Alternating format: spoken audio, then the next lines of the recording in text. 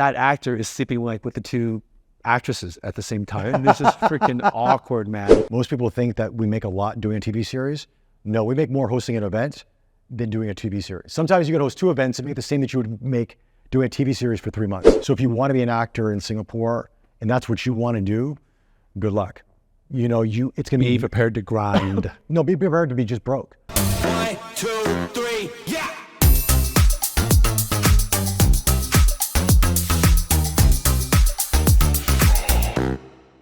What's up, guys? I'm Bobby, I'm Alan. and you're watching Call Us Daddy.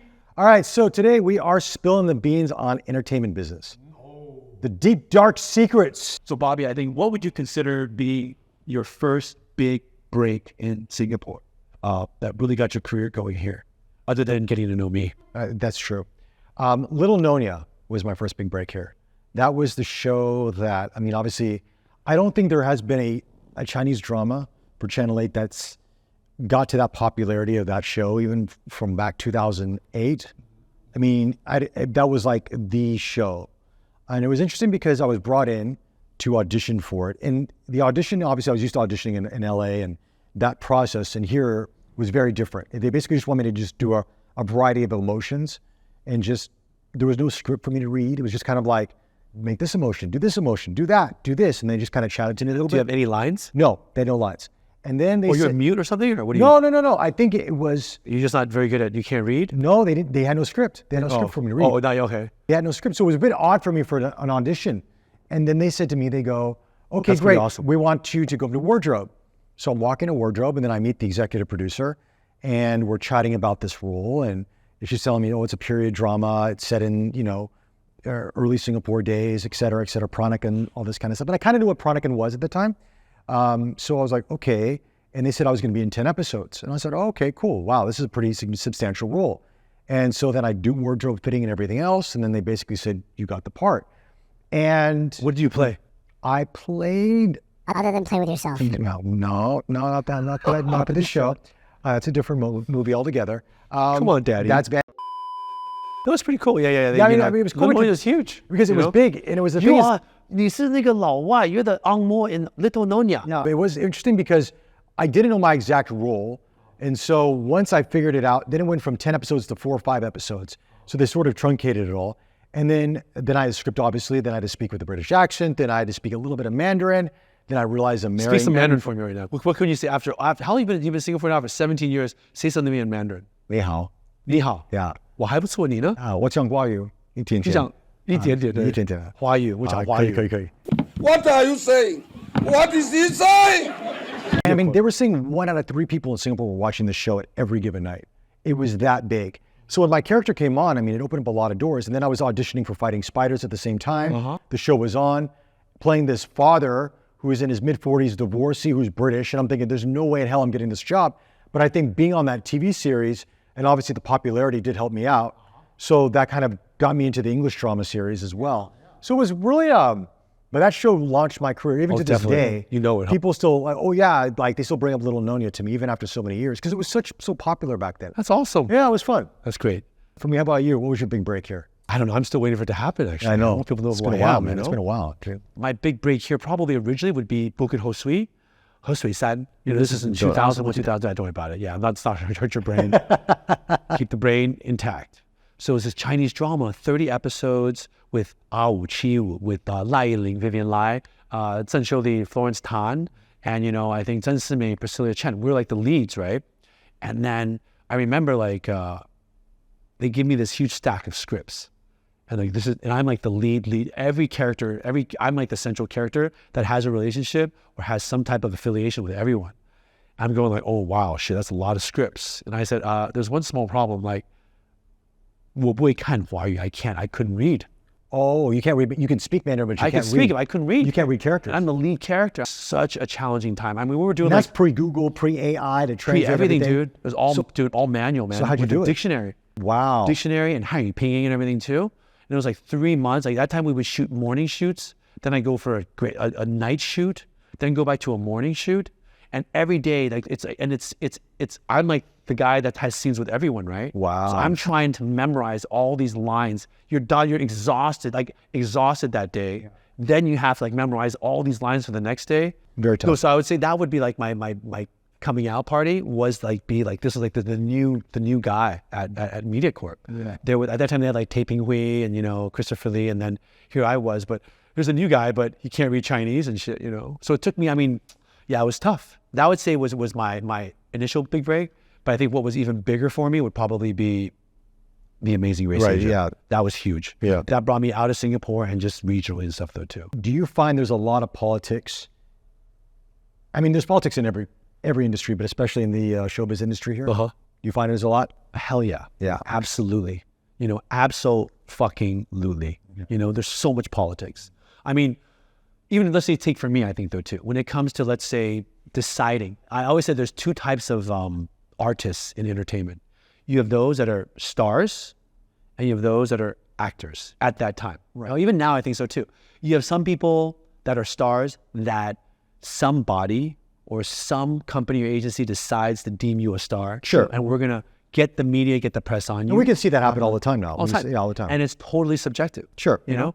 And you have other people that are actors, like you've seen them in this, you know who they are, you know anything about their private life, but they're a good actor. Yeah. You know, and then we have no power over when people become a so-called star.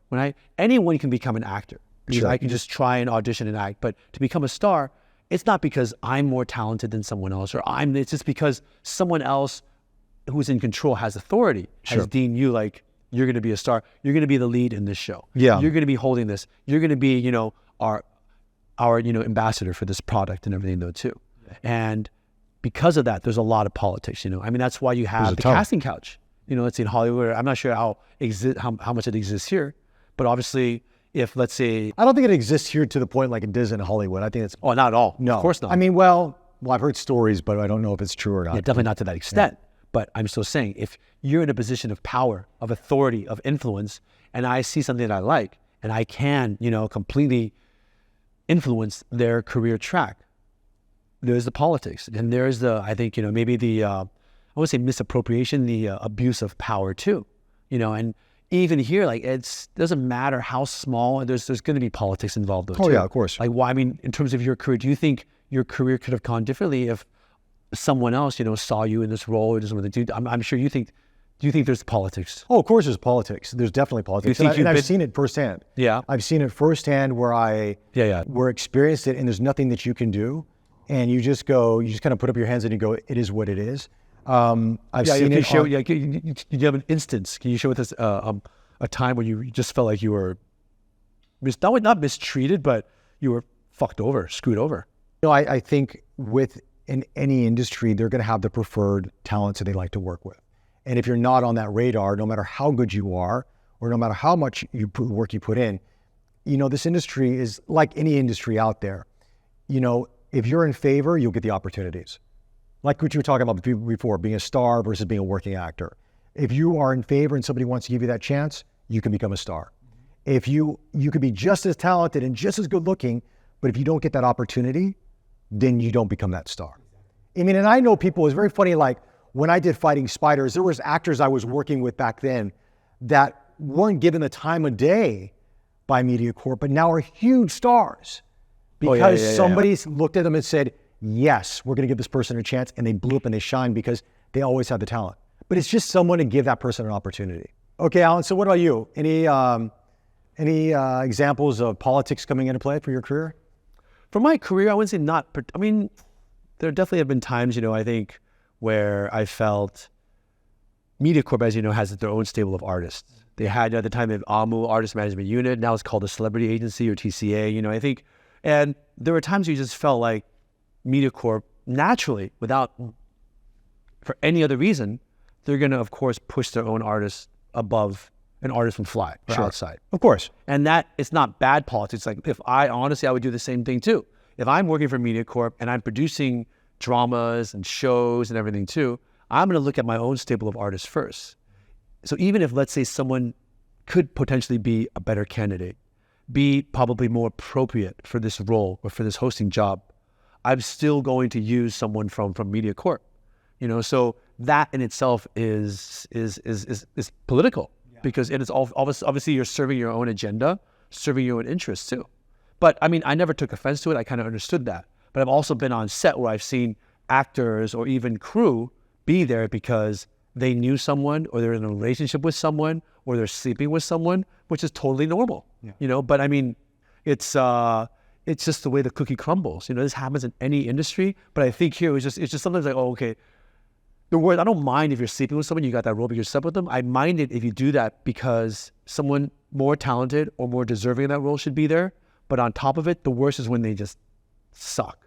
They just cannot act, they cannot emote, they cannot host. And I've seen all that because of another reason why they're there in the first place. Right, So right. that's my experience, yeah. But I mean, for me personally, there's been times I thought I could have gotten that role, but because I'm not in the right sphere or the right unit or the right place, I'll never get that role.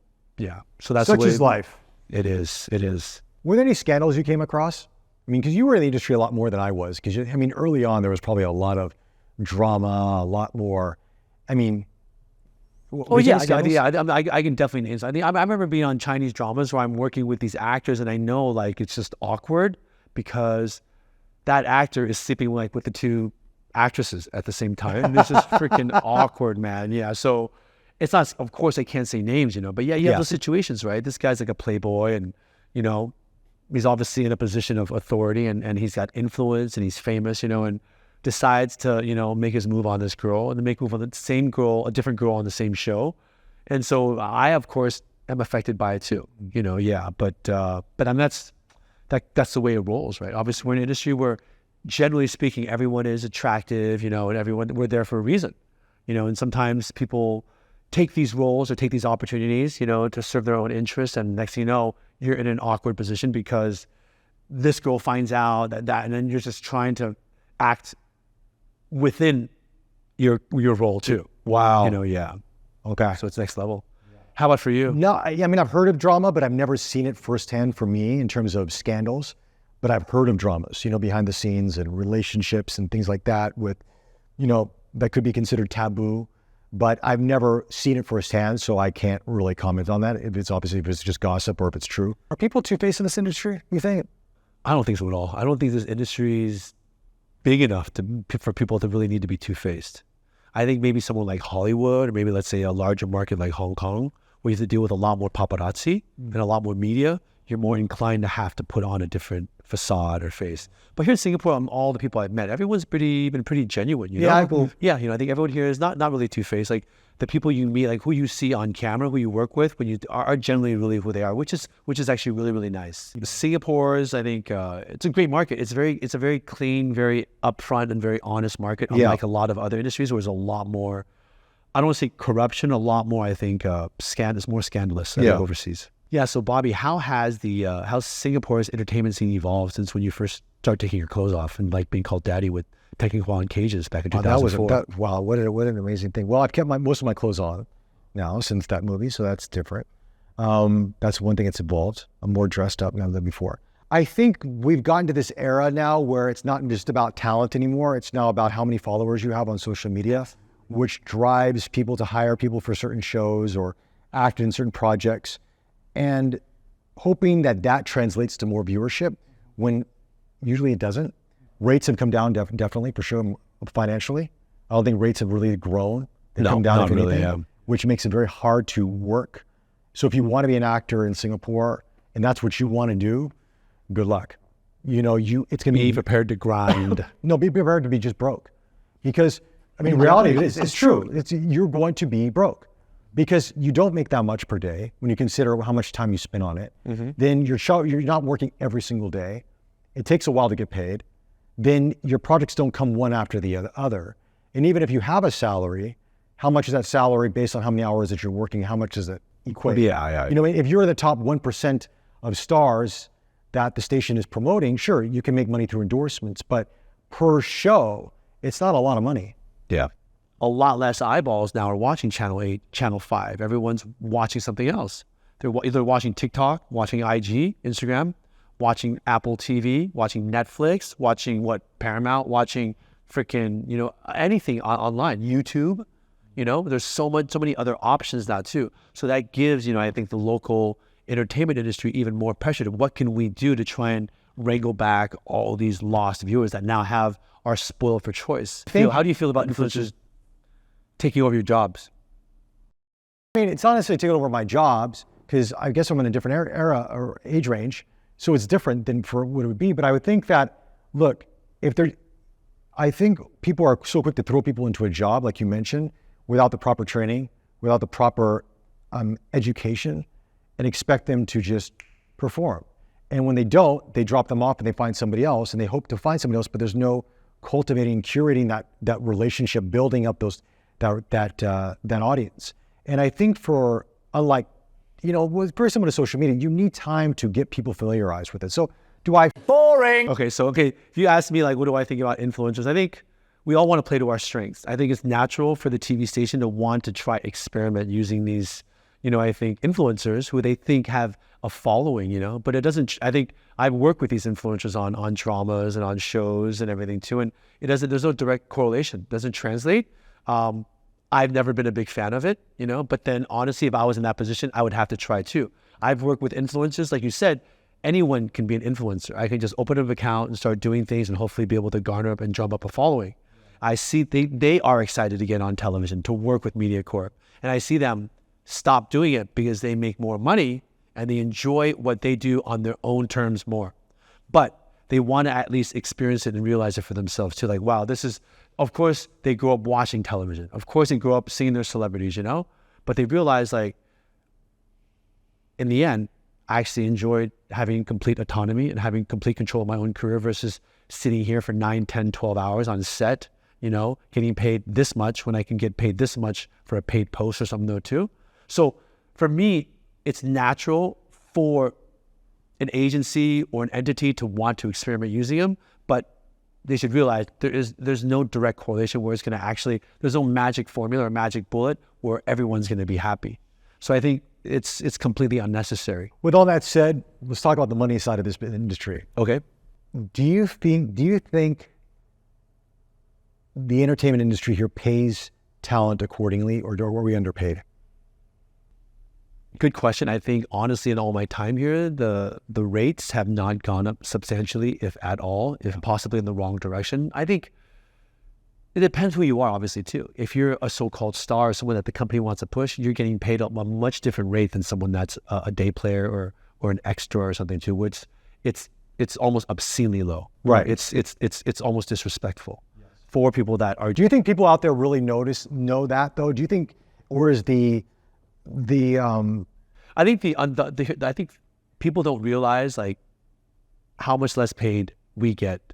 Yeah. Than they think. People think, oh, they think I'm filming every day. They see me in a mall, like, oh, you're not filming today. I'm like, I get that too a lot. Like, oh, you're not filming. You think I'm filming every day? I'm like, dude, yeah, I haven't filmed like in a long time. I'm filming myself. But yeah, I think it's the money. But I think again, I can't blame the industry because it's a small market. We're not like in China. We're not in India. We're not in the U.S. where there's a huge market. Products here are getting syndicated and going overseas where there's a huge, I think profit sharing, a lot of money to spread around. They're doing the best they can too with what they have, and I think it won't go anywhere higher unless they're able to get money somewhere. If not from the government, then let's say from outside sponsors that are interested in using this platform to market their product. But that's enough of what I want to say on that. How do you feel that? I mean, I agree. The rates have not changed for me since I started working here in 2008. The rates have stayed the same.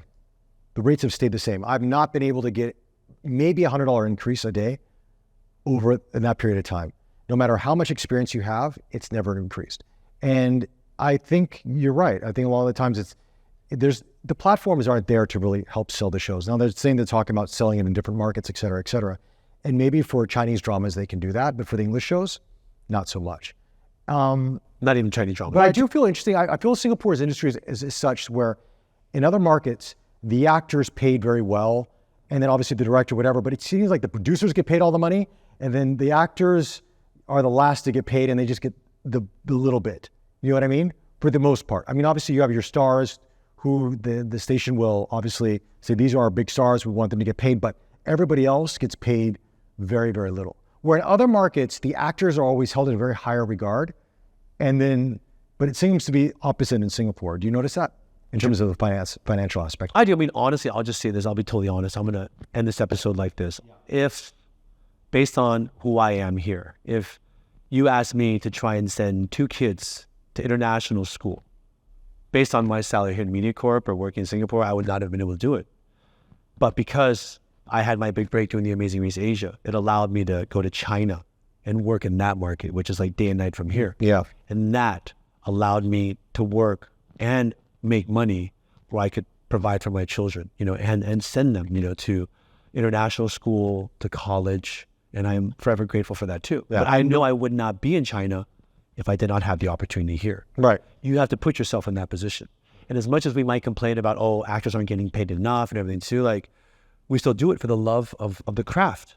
And we hope we get paid more, but I also understand the economics of it though. Sure. So as much as there's no point in complaining, we do it because we love it, and then we have to adapt or die. With all that said, Bobby, I think, have there been times when you just thought, enough is enough, I don't want to do this anymore? Yeah, there has been. There has been moments of that, and I think as you get older, there's more moments of that. Yeah. But I love what I do. But the thing is, because I do things outside, so I also host events, and I'm doing things in the tech space. So I have my life outside of acting, so I get a little bit of that breather. But I've also thought about, would there be a time where I just say, okay, look, will I retire from acting? I don't think we ever retire from acting. It's just like, if the part comes, great, but I'm not going to rest my laurels on it in as much anymore. No, I think it's so funny when people say, I'm done acting, I retired. I think a lot of times you don't retire acting, acting retires you. Yeah. It's just the phone stops ringing. Yeah. No one's calling you anymore too. If you ask me that same question, I've had many times where I thought, I should throw in the towel. I think once you start a family, once you have obligations, once you have responsibilities beyond just yourself, looking after your wife, looking after 2 kids, trying to raise them, and your income is so unstable, it's gonna come and it's gonna always, come up. Like, am I doing enough in a career, in an industry where we have very little say, very little power in terms of what roles we choose to take, or what parts, or what movies, or what shows and everything too. Okay, would you recommend someone get into acting then? No, No? I wouldn't, unless they have a passion, unless it's what they really want to do, and they come, let's say, from a background with ample resources where they can sustain that life. I mean, you look at theater, I have so much respect for them, because they do it for the love of theater, for the craft, to be a thespian, to spend all that time rehearsing for a 1 or 2 week run to make that amount of money, which isn't very much. Yeah. I just didn't, at that time I would have loved to do more, but I had kids. I can't spend 3 months doing rehearsals, getting paid nothing, and then do something to make that amount of money. True. I got to go out there and do jobs that pay, so. The life of an artist is a very broke life, unless you get lucky. Yeah, I mean, when you see these stars here, or in Hollywood or anywhere, you only see the 1% or the 0.01%, Yeah. You see this, you don't see everyone else grinding and struggling and trying to make ends meet.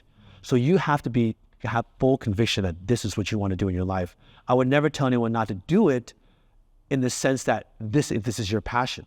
But if you think you're going to go out there and be the next daddy, the big daddy-o, or be the next big star, that sadly is out of anyone's control. That's somewhere written in the stars of destiny. All right, guys, with that, wraps up this episode. If you like this video, hit that like button, subscribe to the channel.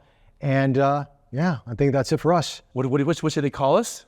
You guys, thank Call you us for watching. Daddy. Call us your daddy, but just call us dad. Just call us Daddy. We're done.